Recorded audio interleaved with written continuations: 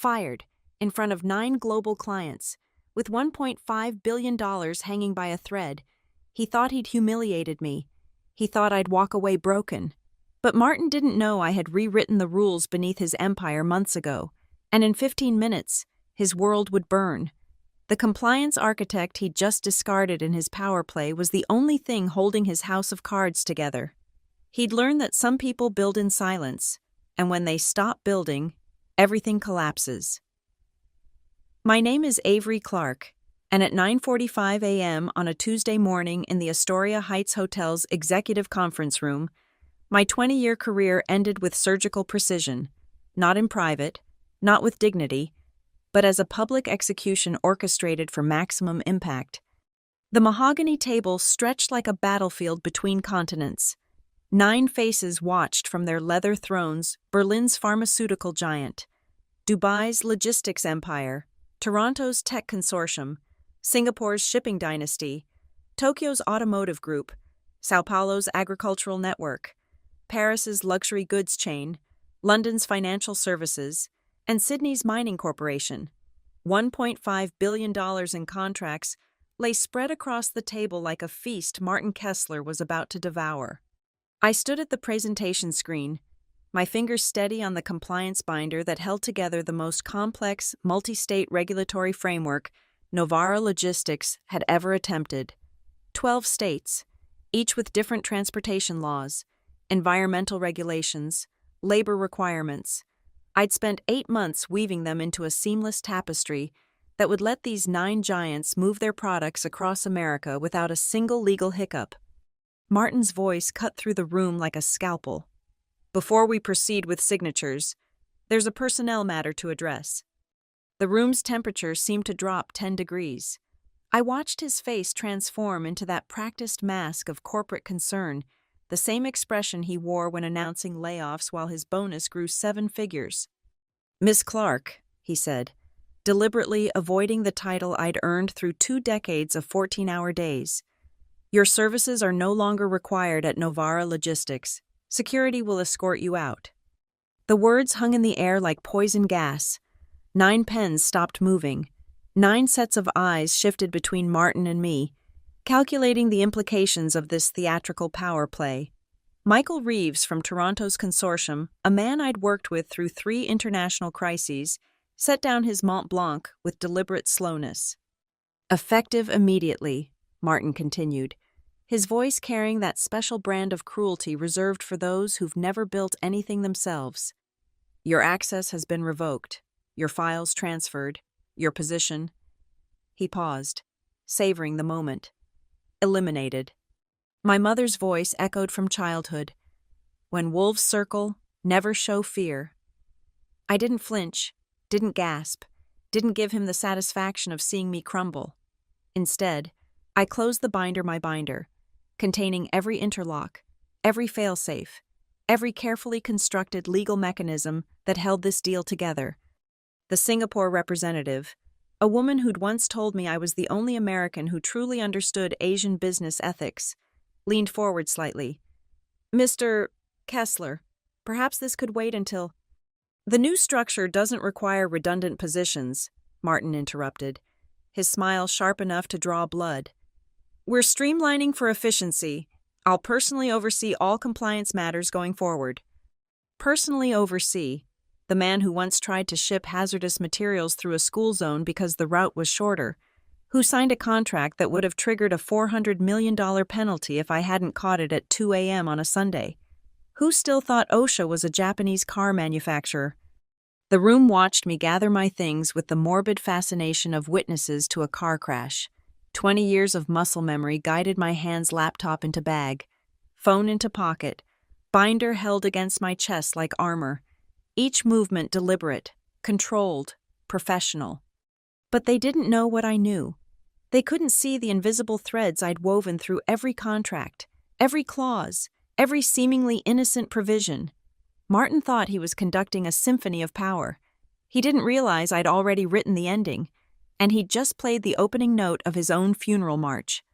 Security appeared at the door, 2 men I'd shared coffee with every morning for a decade, now forced into the role of executioners. Tom wouldn't meet my eyes. David's jaw clenched with suppressed rage.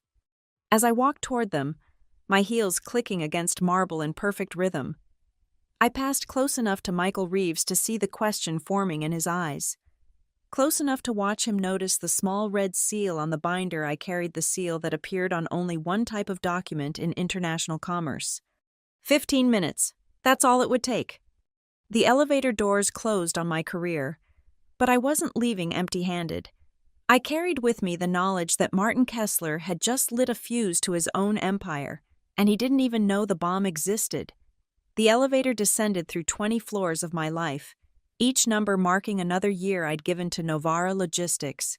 20 years, 7,300 days, approximately 168,000 hours if you counted the nights, the weekends, the holidays when everyone else gathered with family while I sat hunched over regulatory frameworks and compliance matrices. I remember my first day, 23 years old, fresh from Georgetown Law, convinced I could change the world one properly filed document at a time. The building had seemed like a monument to possibility then. Now, as security walked me through the lobby I'd crossed 10,000 times, it felt like a mausoleum where ambition went to die. The memories flooded back uninvited. My son's 8th birthday missed because Martin needed an emergency audit of the Texas expansion. The call from the hospital at 3:20 a.m. Your mother's going into surgery, but I couldn't leave because we were 12 hours from a federal deadline that would cost us our operating license in 6 states. She went under the knife alone while I saved Martin's empire from his own negligence. The Christmas party 3 years ago when Martin stood at the podium, champagne flute raised, toasting the vision and leadership that secured the Pacific Northwest Corridor, my vision, my 72 straight hours of negotiating with union representatives, environmental groups, and state regulators. He never mentioned my name.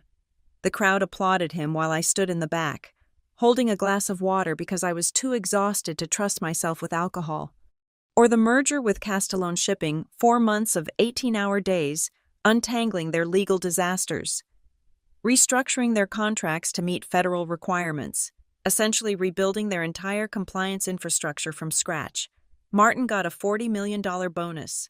I got an email saying, "Good work," with my name spelled wrong. Tom finally spoke as we reached the exit. "This is bullshit, Avery. Everyone knows it.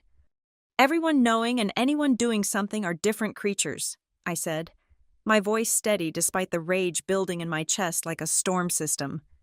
The Chicago morning hit me with unexpected brightness. The city moved with its usual indifference, taxis honking, people rushing, the world spinning on as if the last 20 years of my life hadn't just been wadded up and thrown away like a rough draft. I sat in my car in the parking garage, engine off, listening to the concrete structure echo with the sounds of corporate life continuing without me. My phone buzzed with messages, colleagues expressing shock, contacts asking if I was okay, a few competitors already circling like vultures with job offers. I ignored them all. Instead, I opened the binder that had become my talisman, page after page of meticulous documentation, every decision tracked, every risk assessed, every protection carefully embedded, but more than that, every weakness in Martin's leadership documented, every shortcut he'd demanded against my advice, every time he'd overruled my warnings to chase a quicker profit. The real masterpiece, though, was hidden in subsection 47.3 of the Multi-State Compact Agreement, a single paragraph I'd insisted on including 8 months ago when Martin was too busy planning his yacht purchase to read the fine print. The reciprocal termination clause: if any single party withdrew within the first 24 hours of signing, all parties could exit without penalty, and all provisional licenses across all 12 states would automatically revoke. Martin thought compliance was just paperwork, bureaucratic box checking that anyone could do. He never understood that in the modern corporate world, compliance architecture was like building a house of cards in a hurricane. One wrong move, one missed detail, one overlooked clause, and everything could collapse in seconds. My phone rang. My son, now 28, a doctor at Johns Hopkins. "Mom, Jennifer from your office just called me. Said you were fired in front of clients." I'm fine, honey. You're not fine. You're never fine when you say you're fine. 20 years. Mom, 20 fucking years. I smiled at his anger on my behalf. Sometimes the end of one story is just the beginning of another. That's cryptic even for you. Through the parking garage's opening, I could see the Astoria Heights Hotel towering against the sky.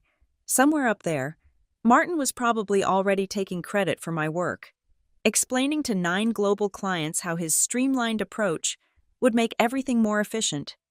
He had no idea that I'd been the only thing standing between him and catastrophe for 2 decades.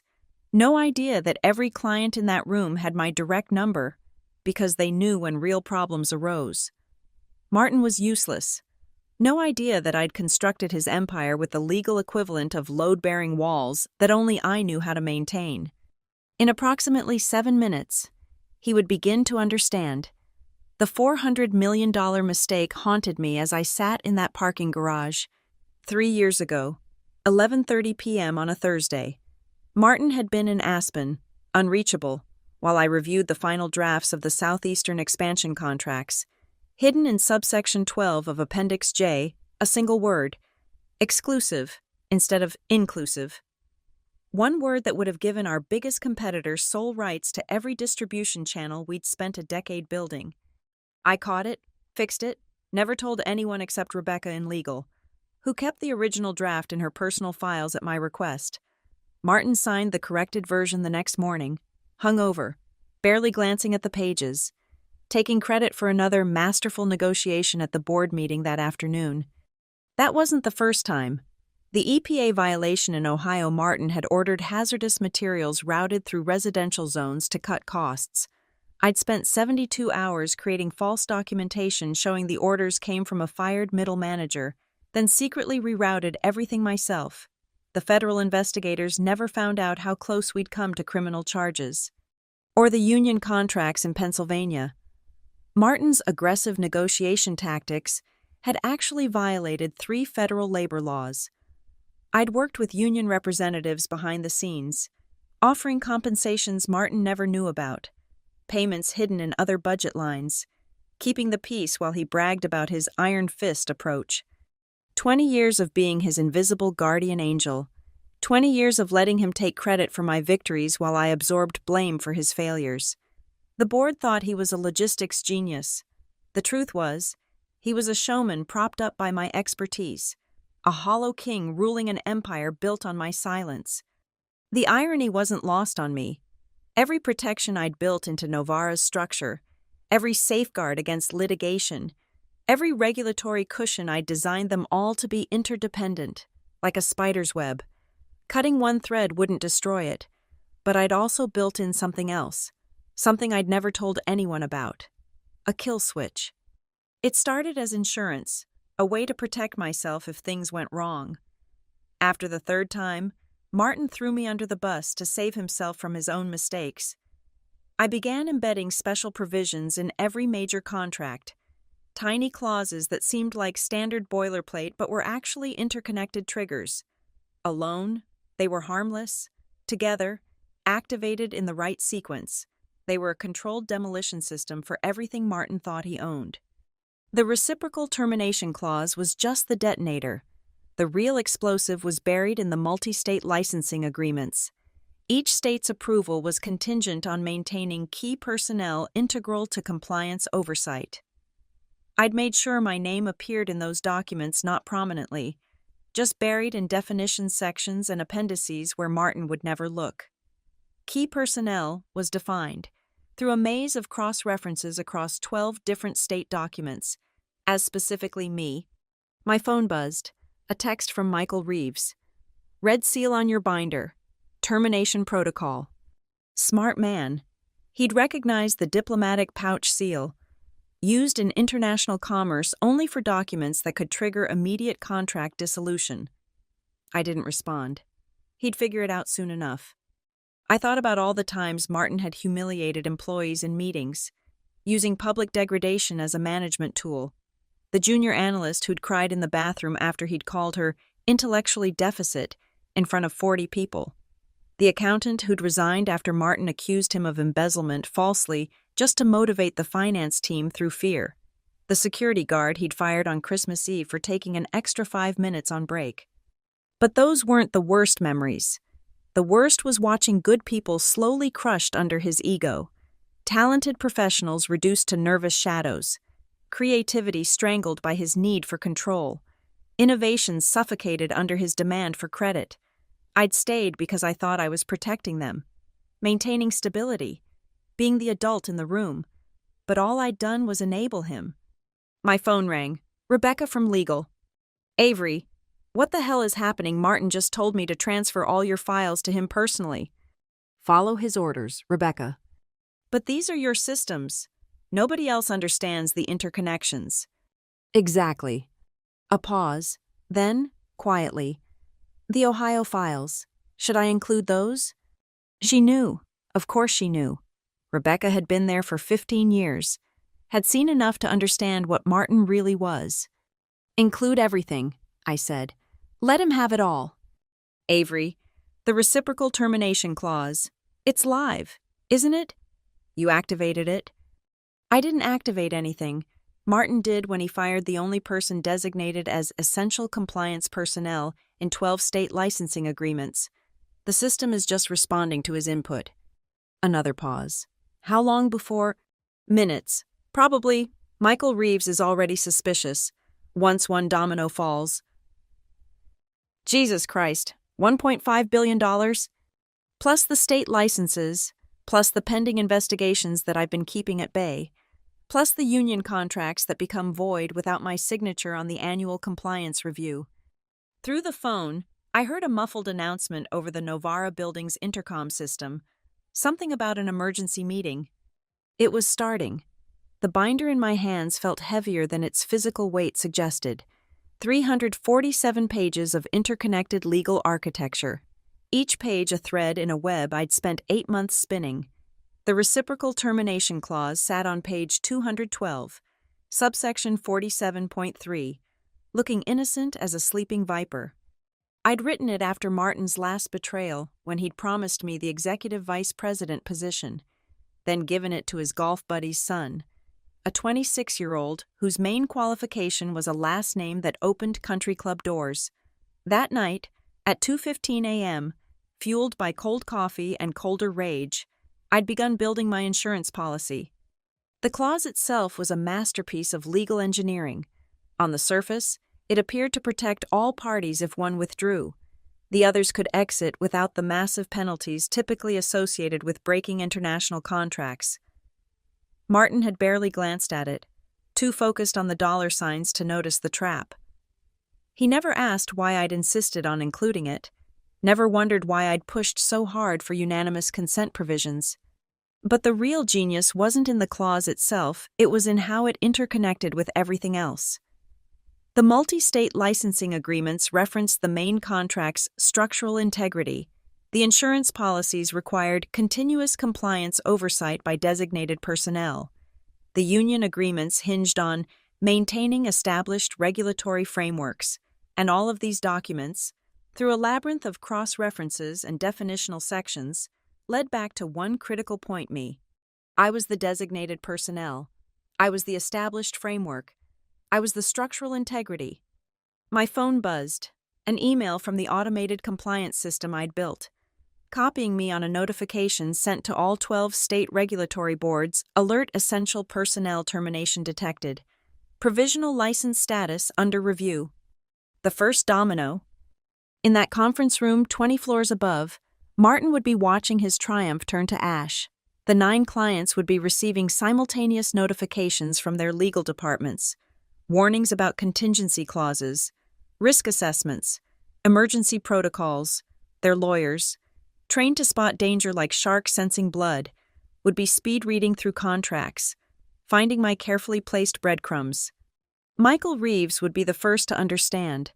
He'd always been methodical, precise, the type who actually read contracts instead of delegating to subordinates. His company, Northern Systems, had survived 40 years by being cautious.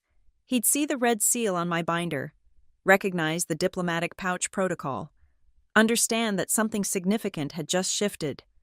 The clause was beautiful in its simplicity, If any party withdrew within 24 hours of initial signing, all parties could void their agreements without penalty, but and here was the knife's edge, this freedom only existed if the withdrawal happened before final execution.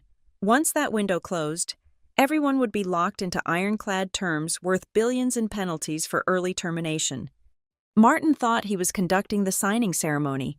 He thought those 9 pens poised over contracts were instruments of his victory. He didn't realize he'd just created the perfect storm: maximum pressure, maximum stakes, maximum motivation for someone to blink. And Michael Reeves never signed anything under pressure. I pulled out my personal laptop, the one IT could never touch, and logged into the shadow monitoring system I'd built. Not illegal. I had authorization to access these systems, buried in Appendix K of my employment contract, a provision I'd added 5 years ago when Martin was too busy with his divorce to pay attention.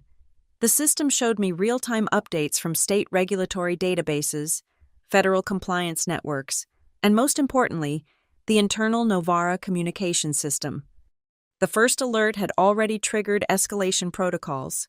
12 state boards, each receiving notice that their provisional licenses might be compromised, each board beginning its own review process, each review automatically flagging concerns to partner corporations, a cascade of red flags rippling outward like waves from a dropped stone.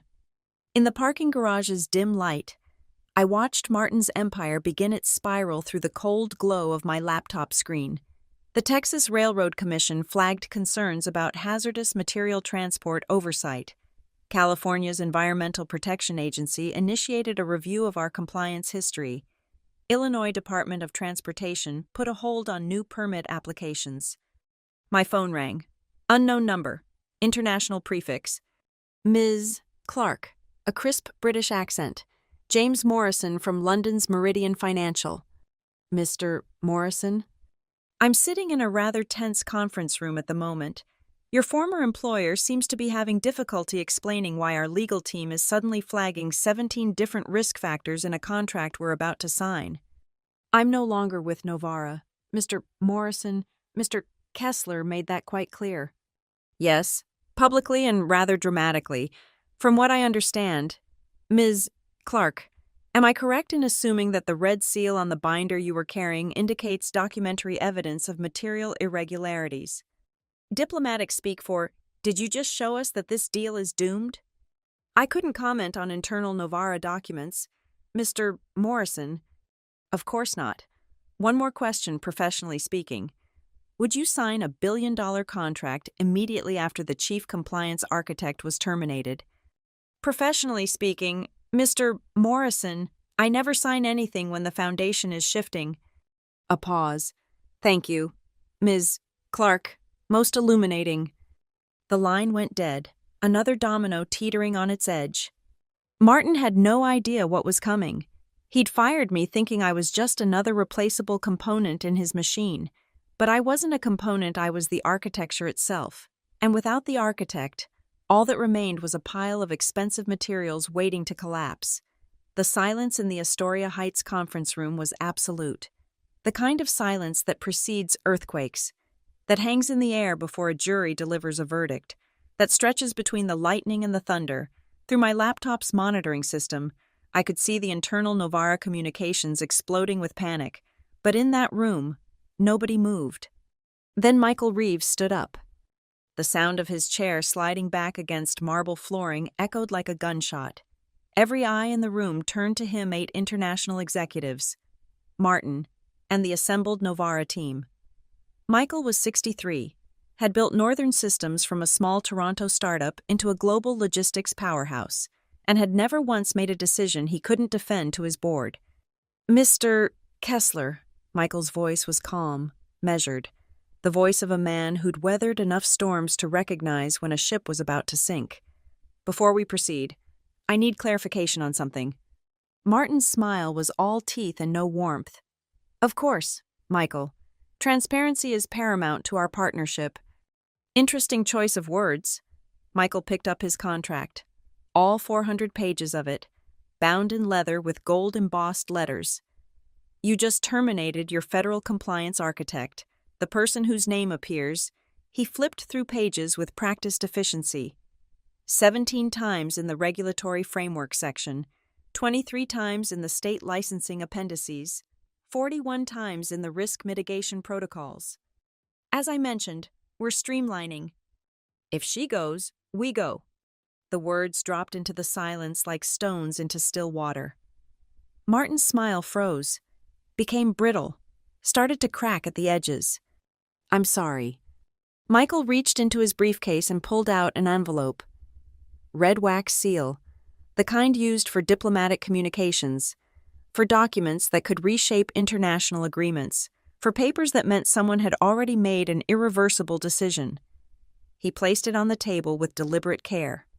Northern Systems is withdrawing from this agreement, effective immediately, as per the Reciprocal Termination Clause, subsection 47.3. We're exercising our right to exit without penalty within the 24-hour initial signing window. Martin laughed, actually laughed. The sound was sharp, aggressive, meant to intimidate. Don't be dramatic.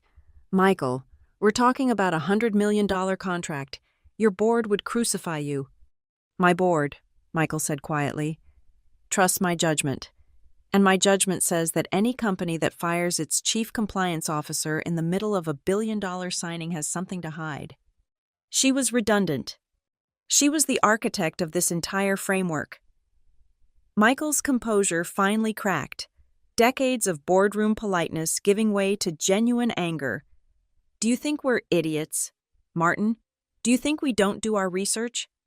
Avery Clark has been the only reason Novara survived the 2019 federal investigation. She prevented your company from facing criminal charges in the Ohio hazmat incident. She's the one who actually negotiated the union contracts you take credit for. The other executives were shifting now, uncomfortable, their own legal teams undoubtedly sending frantic messages to their phones. The Singapore representative, Lydia Tan, was already typing rapidly on her tablet. The Dubai contingent had begun whispering in Arabic. This is ridiculous, Martin said, but sweat had begun to bead on his forehead. One person doesn't make or break a deal of this magnitude. Michael picked up the red-sealed envelope, held it up for everyone to see. This is our formal withdrawal, signed, notarized, and witnessed. Our legal team has already notified the relevant authorities. He looked around the table. I suggest you all read subsection 47.3 very carefully. You have 24 hours to decide if you want to be locked into a contract with a company that just lost its compliance infrastructure. The Tokyo representative, Yamamoto, stood up next, slowly, deliberately. He closed his portfolio. Northern Systems has been our partner for 2 decades. If Michael withdraws, we must reconsider. You can't, Martin started. We can. Yamamoto interrupted. Thanks to the Reciprocal Termination Clause, very cleverly written. I wonder who insisted on including it. Lydia Tan from Singapore stood. I need to consult with my board immediately. Then Dubai, then Sao Paulo, one by one. They stood, gathering their documents, their contracts unsigned, their pens capped, the careful choreography of a billion-dollar deal transforming into an exodus. Wait, Martin's voice cracked. This is about one person, one replaceable employee. Replaceable. Michael turned back, his eyes cold. Then replace her, right now. Show us who's taking over her responsibilities, who understands the 12-state regulatory framework, who has the relationships with the federal inspectors, who knows why page 307 references a specific EPA ruling from 2017. Martin's mouth opened, closed, opened again. Behind him, his assistant was frantically scrolling through her phone, probably trying to find someone, anyone, who could fill the gap I'd left. That's what I thought, Michael said. He looked directly at where the security cameras were positioned, knowing this was all being recorded. For the record, Northern Systems is withdrawing due to concerns about Novara's operational stability following the termination of essential personnel. We encourage our partners to conduct their own risk assessments. He walked toward the door, then paused. Oh, and Martin. You might want to check your state licenses. I believe they're all contingent on maintaining specific compliance oversight. Clock's ticking. The door closed behind him with a soft click that sounded like a coffin nail being driven home. The dominoes fell with mathematical precision. Through my laptop screen, I watched the cascade in real time, each withdrawal triggering the next like a perfectly orchestrated symphony of destruction. 10:07 a.m., Tokyo's Yamamoto stood, bowed formally, and placed his unsigned contract on the table. Matsuda Corporation withdraws with regret. His legal team was already filing notifications with the Japanese Financial Services Agency. 10:09 a.m. Sao Paulo's contingent huddled briefly, rapid Portuguese filling the air. Carlos Mendoza, their lead negotiator, shook his head slowly. Without Northern Systems and Matsuda, our risk profile becomes unacceptable. Amazonia Logistics withdraws. 10:12 a.m. Dubai. The Al Rashid Group's representative didn't even speak. He simply closed his leather portfolio, stood, and walked out. His silence was more damning than any words. 10:14 a.m. Singapore's Lydia Tan received a phone call. Her face went pale. Our compliance department just flagged critical issues with the state licenses. Pacific Stern Holdings withdraws, effective immediately. Through the Novara internal communication system, I could see the panic spreading like wildfire. Emergency emails flew between departments. The legal team was in full crisis mode. Someone had triggered the building's emergency protocol, calling all senior staff to the executive floor. Martin's voice, captured by the conference room's recording system, grew increasingly desperate. This is insane. You're walking away from guaranteed profits because of one person. James Morrison from London's Meridian Financial stood slowly, adjusting his cufflinks with deliberate precision. Mr. Kessler, in 40 years of international finance, I've learned one truth when the rats flee the ship. Follow the rats. He paused at the door. Also, our Singapore office just informed me that Pacific Stern's withdrawal triggers Clause 93 in our partnership agreement. We're obligated to withdraw if our Asian partners do. Cheerio. 10:18 a.m., Paris followed London, then Sydney followed Paris. The conference table, which 15 minutes ago had held the promise of $1.5 billion, now looked like a battlefield after a massacre. Abandoned contracts lay scattered across the mahogany surface, unsigned, worthless. My phone buzzed continuously. Rebecca from legal. Holy shit! Avery, the state notifications just hit. Illinois pulled our hazmat permit. Texas is reviewing our transport licenses. California just announced an emergency audit. The beautiful part was that I hadn't done anything illegal or even unethical. I'd simply built the system to protect itself from incompetent leadership. The state licenses all had the same provision, buried in subsection after subsection. Maintaining compliance required designated personnel with specific qualifications and experience. The language was vague enough to seem routine, but specific enough to mean only one person, me. When Martin fired me, he'd triggered automatic reviews in all 12 states. The system recognized the termination of essential personnel and responded exactly as designed. It was like pulling the wrong Jenga block, the entire tower had to fall. Through the laptop, I watched Martin's assistant's computer screen. She was desperately searching through files, trying to understand the licensing requirements. Her search queries told the whole story. Compliance architect requirements, state license personnel mandates, how to replace federal regulatory expert, and finally, desperately, Avery Clark contact information.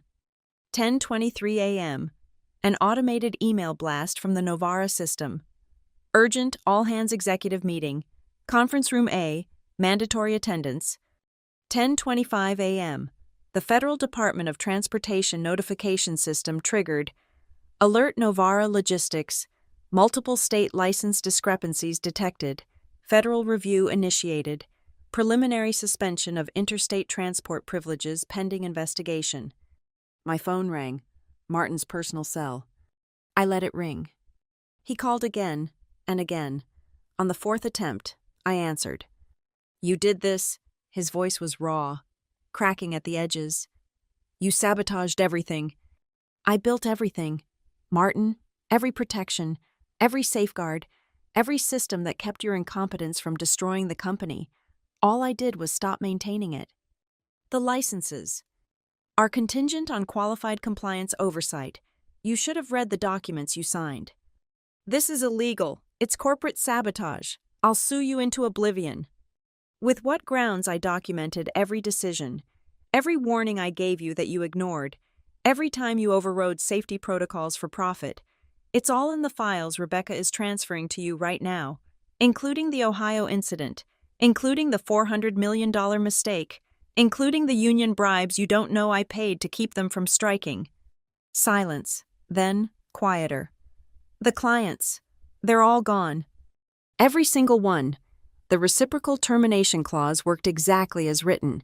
They had 24 hours to withdraw without penalty. You gave them the perfect reason to use it.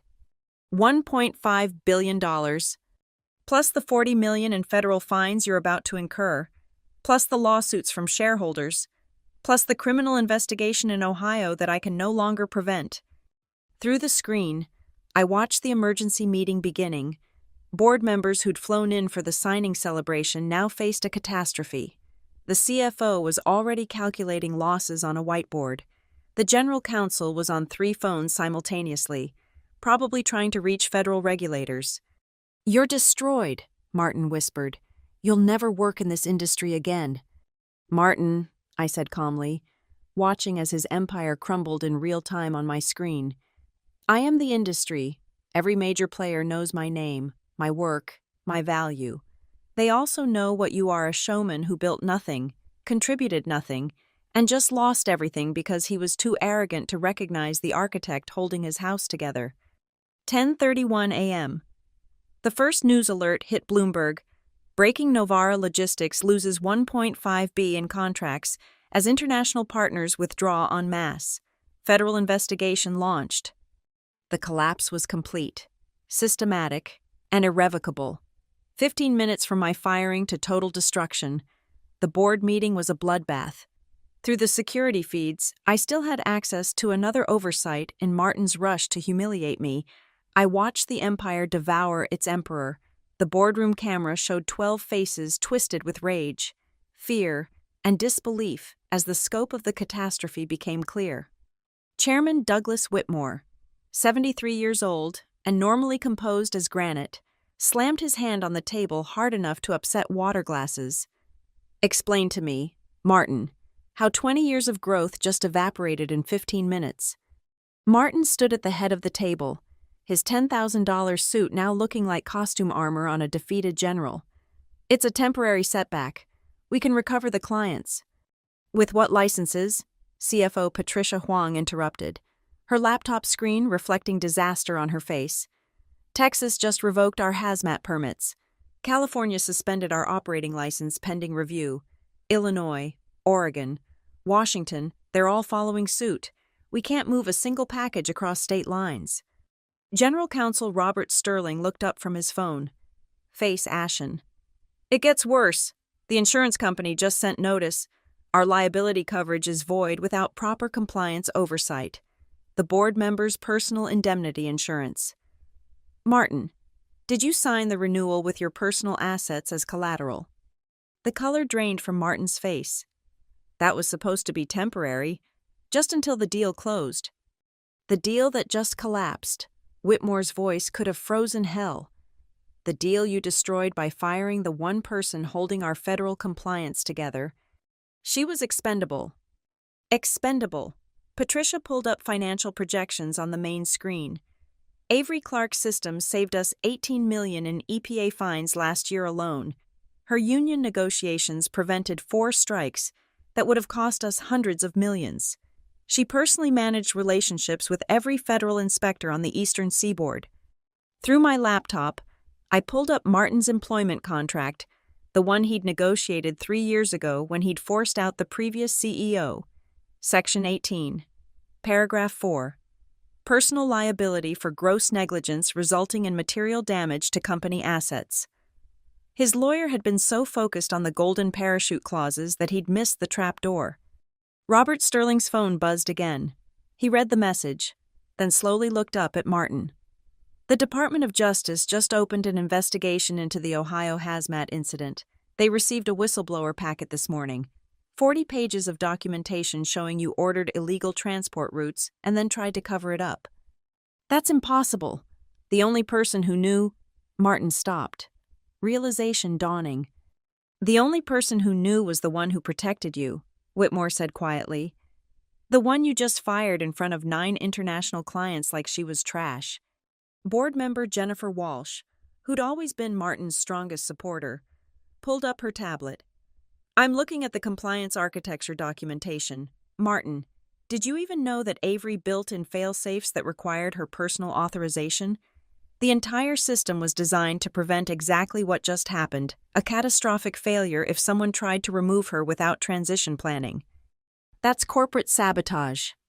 That's fucking brilliant, Patricia countered. She built herself into the infrastructure so deeply that removing her would be like ripping out a building's foundation. And you did it anyway, without warning, without reviewing the dependencies. Through the feeds, I watched Martin's assistant hand him another phone.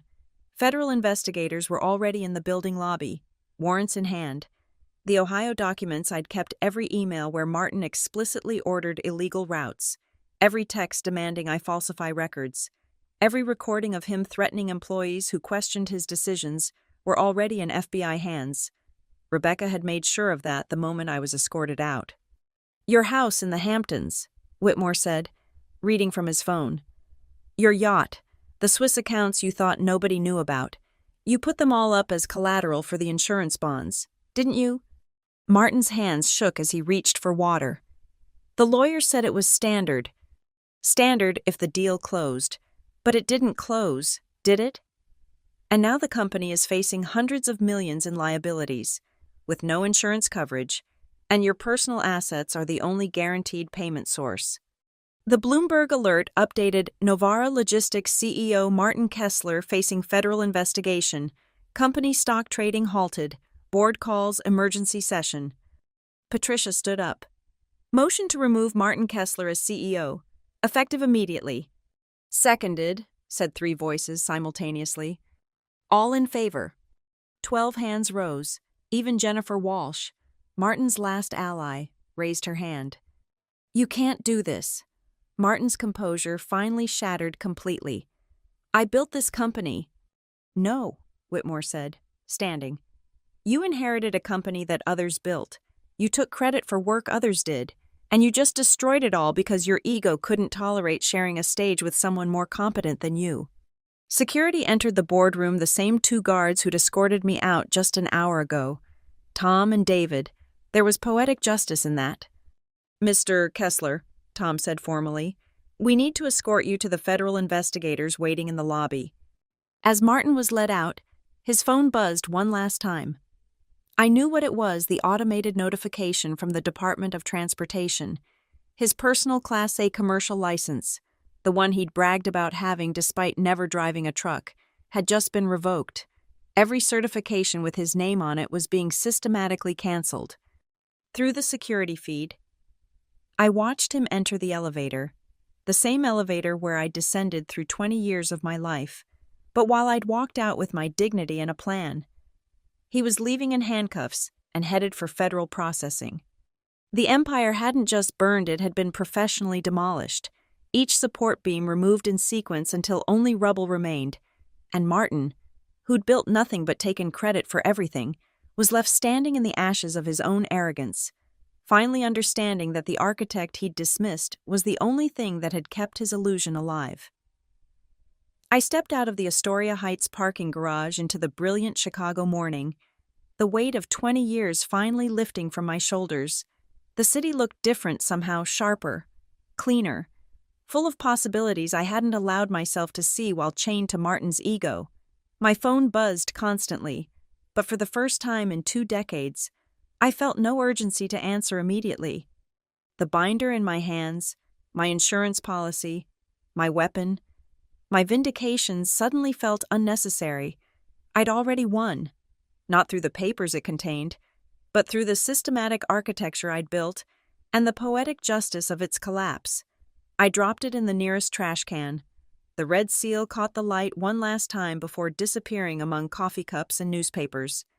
My phone rang. Michael Reeves. Avery, I hope I'm not overstepping, but we need to talk. Miss Reeves? Michael, please. I've just finished an emergency call with my board. We've been looking for a new chief compliance officer for North America, someone who understands international logistics, federal regulations, and most importantly, someone who builds systems that last. I stood still on the sidewalk, watching the river of professionals flowing past, each absorbed in their own corporate battles. The position comes with full autonomy, he continued. You'd report directly to the board, not to management, your own team, your own budget, and a compensation package that reflects your actual worth, not what Martin was paying you to be his invisible guardian angel. You knew what I did, the clause, the architecture. Avery, everyone knew. The entire industry knew who really ran Novara's compliance. We just couldn't poach you while you were loyal to him. But that loyalty died at 10:05 this morning, didn't it? Through the windows of a nearby restaurant, a television showed breaking news. Martin's face, followed by footage of federal agents carrying boxes from Novara's headquarters. The ticker read, Logistics giant faces federal investigation as CEO removed by board. I need time to think, I said. Of course. But Avery, don't take too long. Sydney's Brennan Group and Singapore's Pacific Stern are also preparing offers. You're about to become the most sought-after compliance expert in the Western Hemisphere. After he hung up, I walked to Lake Michigan, finding a bench where I could watch the water stretch endlessly toward the horizon. 20 years of 16-hour days, missed birthdays, postponed vacations, all for a man who saw me as furniture necessary but unremarkable. My phone buzzed, a text from my son. Mom, check the news. Also, proud of you. Another buzz. Rebecca.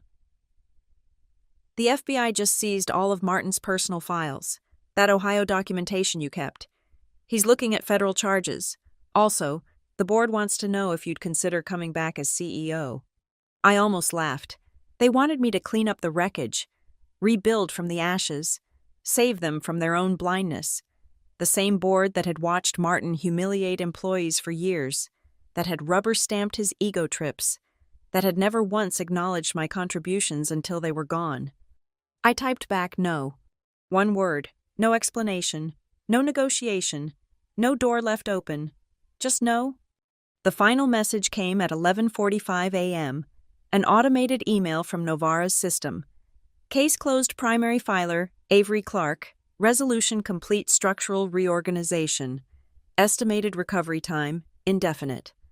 My name would forever be attached to this day, not as the woman who was fired, but as the architect whose absence brought down an empire.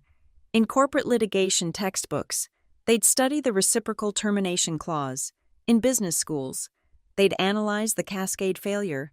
In boardrooms, executives would ask their compliance officers, are you irreplaceable, or are you an Avery Clark? I stood from the bench, brushing off my skirt, and pulled up Michael's number. But before I called, I did something I hadn't done in 20 years. I turned my phone completely off. The world could wait an hour. The offers would still be there. The vindication would still be sweet. I walked along the lakefront, remembering the young lawyer who'd entered Novara's building 20 years ago, full of ambition and trust. She'd believed that hard work would be recognized, that loyalty would be rewarded, that building something meaningful would matter more than taking credit for it. She'd been wrong about the recognition and rewards, but she'd been right about one thing: building something meaningful did matter, because when you build the foundation, you also hold the power to let it fall. The sun climbed higher, warming my face as I walked. Behind me, Martin's empire continued its collapse. Investigators combed through evidence, and board members scrambled to salvage what they could. Ahead of me lay a future where my worth would finally match my value, where my expertise would bear my name, where 20 years of invisible excellence would become very, very visible. I'd been fired at 9:45 a.m. By noon, I was free. Not just from Novara, not just from Martin, but from the belief that quiet competence would eventually be enough. Sometimes, the most powerful thing isn't building the empire, it's knowing exactly which brick to remove to watch it all come down. My phone stayed off for the rest of the day. When I finally turned it back on that evening, I had 43 missed calls, 97 emails, and 12 formal job offers. I ignored them all and called my son instead. "Want to have dinner?" I asked. For the first time in 20 years, I've got nowhere else to be. The architect had left the building, and the building, as everyone could see, couldn't stand without her. Thank you so much for listening to this story of corporate revenge and justice finally served. I'd love to know where in the world you're listening from. Drop a comment below and let's connect. If this story of Avery's triumph resonated with you, please subscribe to the channel for more tales of underdogs claiming their power. Share your thoughts about what you would have done in Avery's position. Sometimes the quiet ones really do have the loudest endings.